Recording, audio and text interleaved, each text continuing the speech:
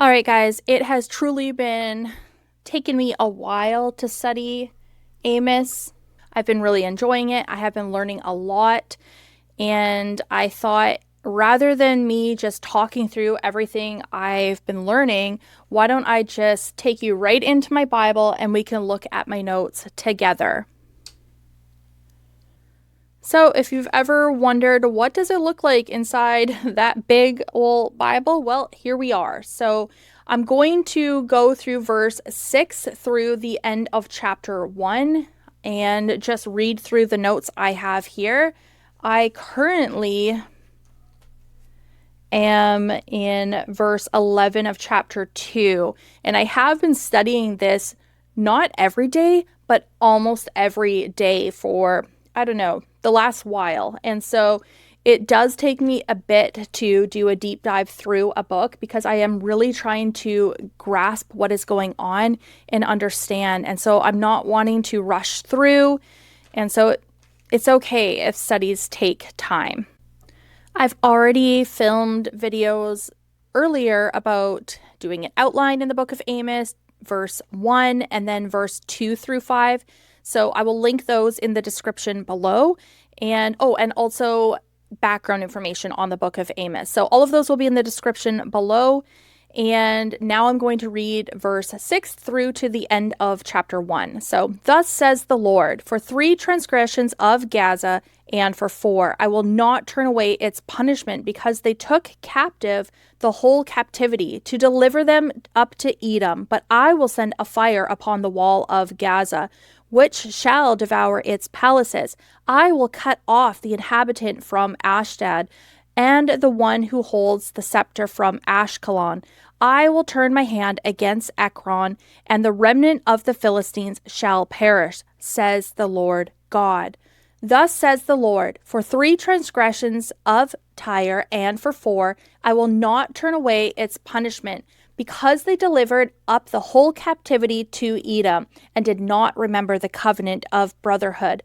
But I will send a fire upon the wall of Tyre, which shall devour its palaces. Thus says the Lord.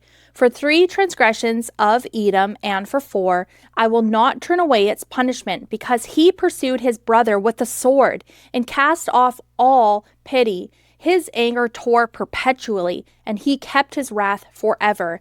But I will send a fire upon Teman, which shall devour the palaces of Bozrah. Thus says the Lord, for 3 transgressions of the people of Ammon and for 4, I will not turn away its punishment, because they ripped open the women with child in Gilead, that they might enlarge their territory. But I will kindle a fire in the wall of Rabbah, and it shall devour its palaces. Amid shouting in the day of battle, and a tempest in the day of the whirlwind, their king shall go into captivity, he and his princes together, says the Lord. All right, so right away, again, we can see all throughout the chapter this theme of it is the Lord saying it. It is the Lord doing it. And so I have all of those connected throughout the first 2 chapters in this sort of bluish teal color. And then for the 3 and 4, that is something we see repeated. And so I have already talked about that in a previous video. So let's just get right into verse 6. And so I have notes in all of these tabs. And right away, I have a note about Gaza. And it says, it is a Philistine stronghold of the coast of the Mediterranean. Gaza represents the whole Philistine territory. Gaza was one of the 5 major Philistine cities, along with Ashdod, Ashkelon, Ekron, and Gath. Only Gath is excluded here. Gath is excluded from all lists of Philistine cities cited after Amos. So we see in Jeremiah, Zephaniah, as well as Zechariah. And the next note I have is on captive and captivity. And it says, the ESV expository says the historical event being referred here is uncertain. The Philistines used their supremacy to enslave whole populations for profit. Gaza didn't need the slaves. They took and sold them for more money. And Bible Hub says that this was a large-scale human trafficking, and this goes against the moral law on humanity. In verse 7, I have a note about fire being upon the wall, and it says, This represents the city's defenses and security. See also wall in verse 10 and 14. Bible Hub says this isn't only symbolic, as history shows Gaza has repeatedly burned down during different invasions. Walls are symbols of security. When God attacks them, it shows every one of man's safeguards are useless. And then I have a cross-reference for Psalm 127 verse 1, as well as Proverbs 21 verse 31. Next, I have a note on scepter, and I also have just a simple note right here that says scepters signals authority. And then I made myself a note that in Esther 4, I have a tip in on scepters. I did a previous study and just gathered together information on scepters. And I will link that in the description below, and you can download that for free if that's helpful for you. But I have a note here saying Ashkelon's prince may think his authority is secure, but God promises to break that scepter. And then see also Zechariah 9 verse 5. Another note, it's saying cut off the inhabitant, and that's in verse 8. And I also saw the cut off inhabitant in verse 5. Okay, so my note says cut off the inhabitant. Some say inhabitant, and others translate this king or ruler. Either way, we see God is above all the people, from the lowest to the highest rulers. None will escape his justice. And then in verse 8 as well, a note on remnant. And it says, this is about remnant and perish. It says, the net translates this, the rest of the Philistines will also die, really highlighting that none will escape God's judgment. And then again, that's followed up with, says the Lord God. All of these things are taking place because of Yahweh, because the Lord is going to follow through with everything he said, because he's God. Next, I have a note in verse 9 about Tyre. And Tyre, the name means rock, and it is 25 miles south of Sidon. Ezekiel and Isaiah both prophesied against Tyre for its pride. We can see that in Ezekiel 28 as well as Isaiah 23. Tyre is closer to Israel than Damascus and the Philistine cities. Tyre was the most important city of Phoenicia at that time. My next note on verse 9 is on delivered and to Edom. So delivered up the whole captivity to Edom. And it says, this is the same charge as verse 6 to Gaza, and also adds not remembering the covenant of the brotherhood. This was some kind of treaty that they broke for their own gain, either politically or financially. And I also made a note on Tyre here in my Bible, and it says, Tyre was later besieged by the forces of Nebuchadnezzar and never fully recovered.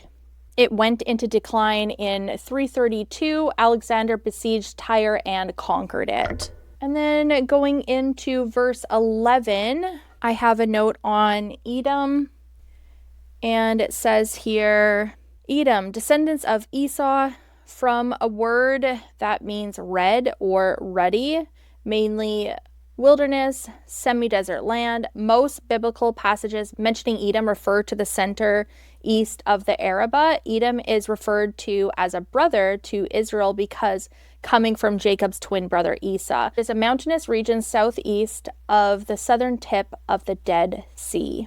Also in verse 11, I have a note on ongoing perpetual hatred. So we see here this, he pursued his brother with a sword perpetually forever. Ongoing perpetual hatred motivated Edom to viciously go after Israel.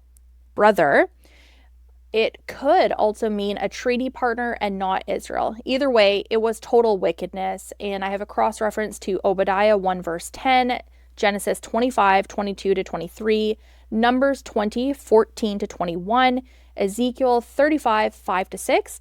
And the net says this perpetually is a picture of this anger that tore continually. It is used of an animal tearing apart its prey. This imagery is about a vicious predator in a feeding frenzy. And then it also says in that little section there that they had cast off all pity. And this cast off all pity, it means they had no compassion. The lack of compassion and mercy reveals hard hearts against God and their neighbors. And this goes directly against how people are called to be. Like, we are called to love God, to love our neighbor. And that's even like within humanity, we should want to do good to one another, but we just see such wickedness and depravity.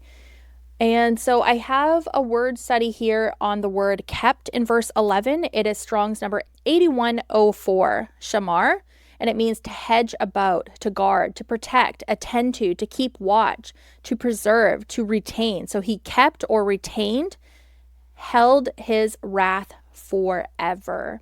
I also have a note here connected to Edom, and it says, remember, Gaza and Tyre both delivered people to Edom. Very interesting. And so my next note is going into verse 12, and this is on Teman, and it says, one of the largest cities of Edom, Bozrah, is a strong fortress city in the north of Edom. So we have Teman and Bozrah noted there. Oh, I also have a note here that says, Edom's major southern and northern cities, showing judgment comes on the land from one end to the other. Now, going into verse 13, I have a cross-reference to Jeremiah 49, verse 1 right here. And verse 13, I have a note on of the people, and it says, of the people, out of all 8 judgments, this is the only one to say of the people before the location. The Ammonites descend from incest between Lot and his daughter, and we see that in Genesis 19:36-38, offspring of trickery. Ammonite territory was to the east of the Jordan River, with Gilead to the north.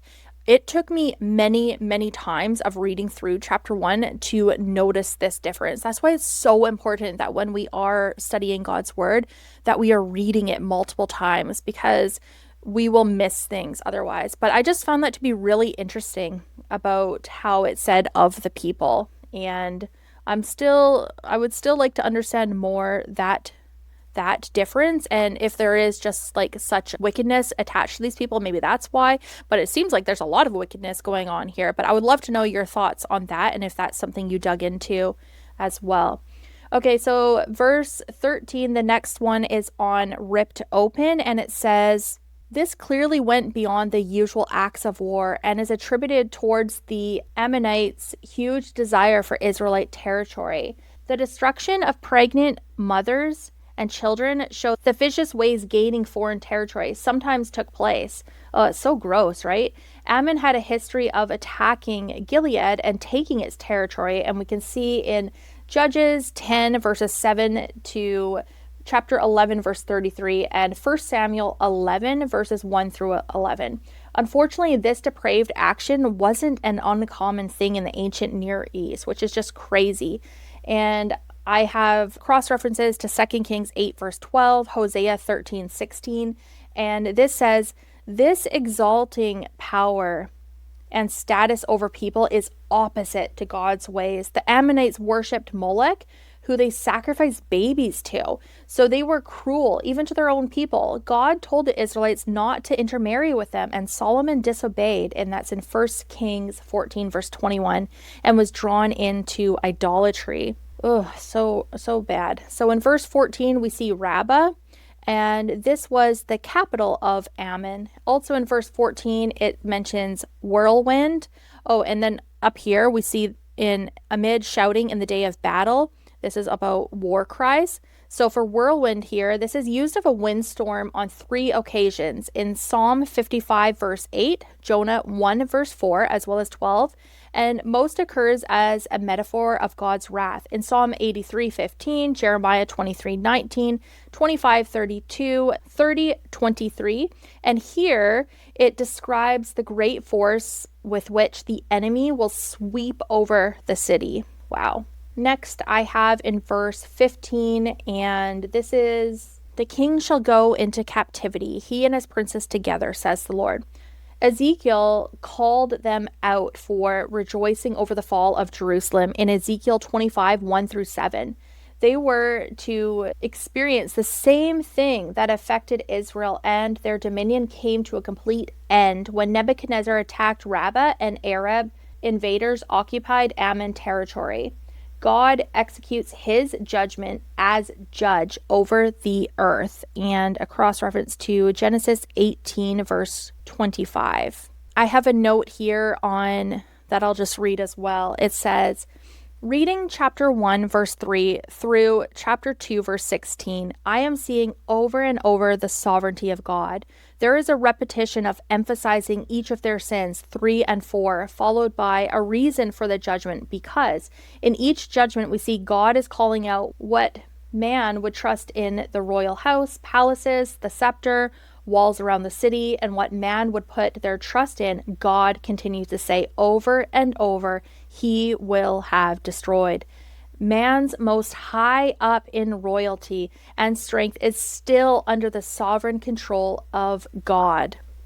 So we just see that God is in charge. God is in control of all of these things. The judgments begin by circling the land of Canaan. All judgments receive the beginning pattern of for 3 transgressions and for the location and for 4, really emphasizing there is accountability before God for all people and nations. 1 verse 13 has a slight variation where it says the people of Ammon instead of just the location, and it seems to be emphasizing the depravity. And God's people were to be set apart, different from the surrounding nations. We see the evil all around leading up to God's people's judgment and see that they too are participating in the evil around them. And we also see how in scripture, God's people are set apart for relationship and with God for service as well. And so there is just so much going on here. That is what my Bible study is looking like right now in Amos.